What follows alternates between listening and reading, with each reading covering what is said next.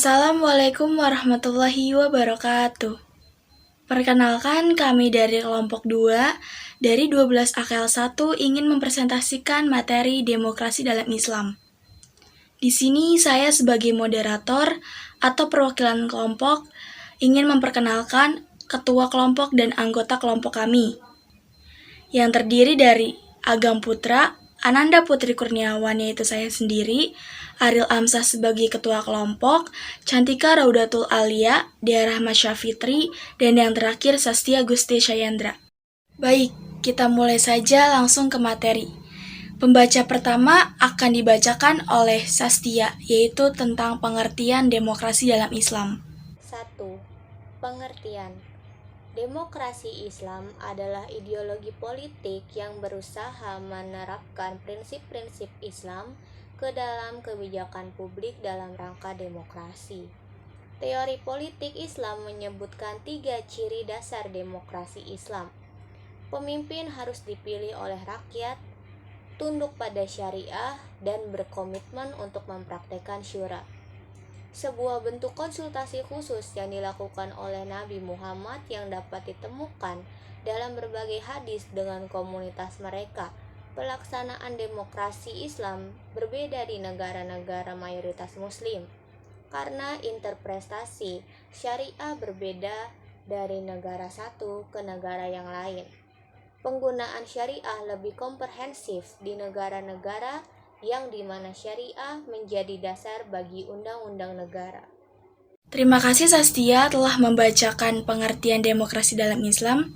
Yang kedua dibacakan oleh Agam Putra tentang prinsip-prinsip demokrasi dalam Islam. Yang pertama, prinsip musyawarah. Prinsip ini menjelaskan cara pengambilan keputusan berdasarkan kesepakatan bersama, dengan mengutamakan kepentingan umum daripada kepentingan pribadi ataupun golongan. Yang kedua itu adalah prinsip adil. Artinya adalah penegakan hukum di berbagai sektor kehidupan sehingga berjalan adil dan bijaksana bagi semua orang. 2. Prinsip demokrasi dalam Islam itu terbagi menjadi 5. Ketiga, memenuhi kepercayaan. Setiap orang yang terlibat dalam demokrasi wajib menjaga amanah yang dititipkan saat bermusyawarah. Keempat, tanggung jawab. Setiap muslim wajib menyadari jabatan dan kekuasaan adalah amanah yang harus dilaksanakan. Mereka yang dititipkan amanah wajib bertanggung jawab di depan Allah Subhanahu wa taala dan yang mempercayakannya. Dan yang kelima, prinsip kebebasan. Bagi seorang muslim, kebebasan wajib diterapkan selaras dengan tanggung jawab. Jangan sampai kebebasan dilakukan tanpa kendali sehingga merugikan lingkungan sekitar. Terima kasih Agam telah dibacakan materinya. Selanjutnya ada Ariel untuk membacakan materi manfaat dari nomor 1 sampai nomor 3. Selanjutnya manfaat demokrasi Islam. Yang pertama yaitu Islam juga mengajarkan tentang musyawarah. Salah satu nilai demokrasi yang sejalan dengan Islam adalah bahwa dalam Islam juga mengajarkan tentang musyawarah yang lebih dikenal dengan istilah syura. Syura dalam Islam mengajarkan untuk sama-sama menghormati pendapat orang lain dan mengikuti keputusan yang sudah diputuskan bersama. Yang kedua, terjaminnya hak-hak dasar. Alasan penting mengapa demokrasi dipilih menjadi bentuk pemerintahan di Indonesia karena sistem ini menjamin hak-hak dasar setiap warga negaranya seperti hak untuk bebas beragama, hak untuk berpendapat, serta hak untuk kepemilikan dan bertingkah laku. Walaupun dalam Islam seluruh hak-hak dasar tersebut tetap harus sesuai dengan syariat yang sudah ditetapkan. Yang ketiga yaitu Islam juga mendukung kebebasan beragama. Tidak banyak orang yang tahu bahwa Islam justru melarang pemaksaan terhadap seseorang untuk masuk agama tertentu termasuk agama Islam. Jadi secara umum, nilai ini sejalan dengan prinsip demokrasi. Namun Islam sangat melarang keras umatnya untuk berpindah ke agama lain. Terima kasih Ariel telah dibacakan materinya. Selanjutnya ada Cantika membacakan materi manfaat dari nomor 4 sampai nomor 6. 4. Islam menjunjung tinggi kebenaran. Terkait dengan kebebasan berpendapat yang merupakan salah satu nilai penting demokrasi, Islam juga memberikan kebebasan kepada umatnya untuk mengemukakan pendapat. Namun, ada satu hal penting yang harus diingat ketika mengemukakan pendapat, yaitu pendapat tersebut harus selalu didasarkan kepada kebenaran. Kelima, Islam melarang adanya penguasaan hak milik umum.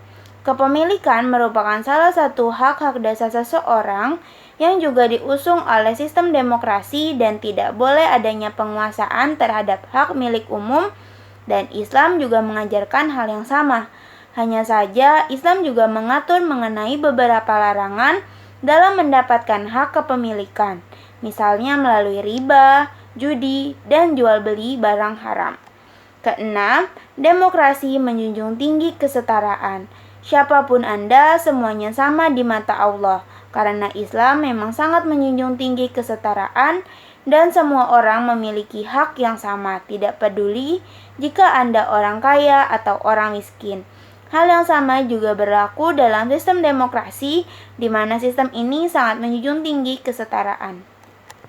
Terima kasih Cantika telah dibacakan materinya, dan yang terakhir akan dibacakan materinya oleh Dea untuk materi tambahan. Silahkan Dea. Pembahasan selanjutnya adalah materi tambahan. Jadi ada beberapa pengetahuan tambahan yang teman-teman harus ketahui. Yang pertama adalah salah satu nilai demokrasi yang bertentangan dengan Islam adalah falsafah yang mengatakan bahwa rakyatlah pemilik kedaulatan tertinggi. Sementara dalam Islam tidak ada yang lebih tinggi dari Allah Subhanahu wa Ta'ala. Dan kata lain, sebagai pemilik kedaulatan tertinggi, nilai demokrasi akan menganggap sah suatu keputusan selama hal tersebut telah menjadi kesepakatan bersama, termasuk mengubah ketentuan-ketentuan yang sudah ditetapkan oleh Allah yang tentunya sangat bertentangan dengan Islam. Namun, di balik semua hal yang bertentangan, terdapat beberapa nilai demokrasi yang ternyata sejalan dengan ajaran Islam. Yang kedua, terkait dengan salah satu nilai demokrasi yang menjunjung tinggi kebebasan berperilaku, sangat tidak sejalan dengan Islam. Karena dalam Islam, perilaku manusia telah diatur dalam syariat-syariat Islam demi kebaikan umat. Ketika demokrasi memungkinkan didukungnya homoseksual dan perzinaan, Islam jelas sekali menentang hal tersebut. Yang ketiga, demokrasi juga memberikan kebebasan berpendapat kepada masyarakatnya, sementara dalam Islam, walaupun sama-sama memberikan kebebasan untuk siapa saja mengemukakan pendapat, tapi Islam tetap menitik beratkan bahwa pendapat tersebut harus mengandung unsur kebenaran dan sesuai dengan ketetapan syariat Islam. Baik, terima kasih Dea telah dibacakan materinya. Itu saja yang bisa kami sampaikan, kurang lebihnya mohon maaf. Sekian dari kami, wassalamualaikum warahmatullahi wabarakatuh.